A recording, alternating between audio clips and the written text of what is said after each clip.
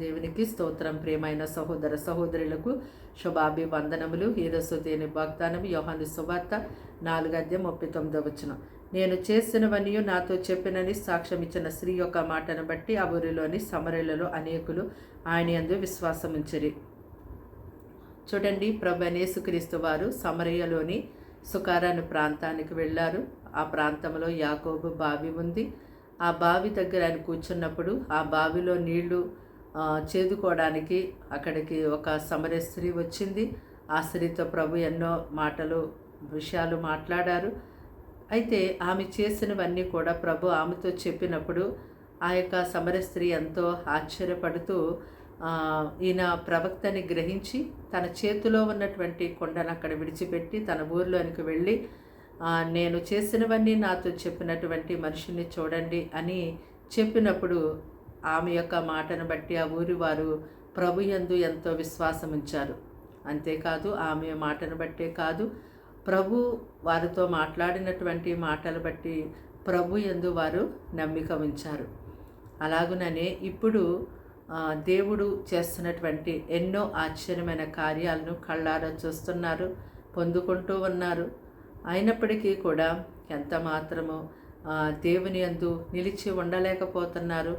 ఆయన కొరకు మరి గొప్ప సాక్షులుగా జీవించలేకపోతున్నారు.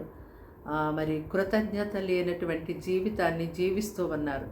సమరయ స్త్రీ యొక్క జీవితంలో దేవుడు మరి ఆమె చేసినవన్నీ కూడా ఆమెతో మాట్లాడినప్పుడు అది ఎంతో తనకి ఆశ్చర్యం అనిపించింది. మరి అంతకంటే గొప్ప కార్యాలు ఈ దినాన దేవుడు జరిగిస్తూ ఉన్నాడు. అయినప్పటికీ కూడా మరి ప్రభు యందు విశ్వాసం ఉంచి కడవరకు ఉండలేకపోతున్నారు. ఆయన యందు నమ్మిక ఉంచి ఆయన మహిమార్థమై జీవించలేకపోతూ ఉన్నారు.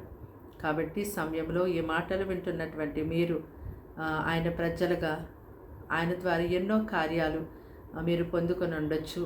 మీ యొక్క జీవిత కాలం మట్టు కూడా దేవుని యందు కృతజ్ఞత కలిగి మరి ఆయన కొరకు గొప్ప సాక్షులుగా ఉండండి. మీ జీవితంలో మీరు పొందుకున్నటువంటి ఆశ్చర్యమైన కార్యాలు, అద్భుతమైన కార్యాలు ఏమైతే ఉన్నాయో అవి అనేక మందికి తెలియచేయండి. సమరయ స్త్రీ వలె. ప్రార్థన.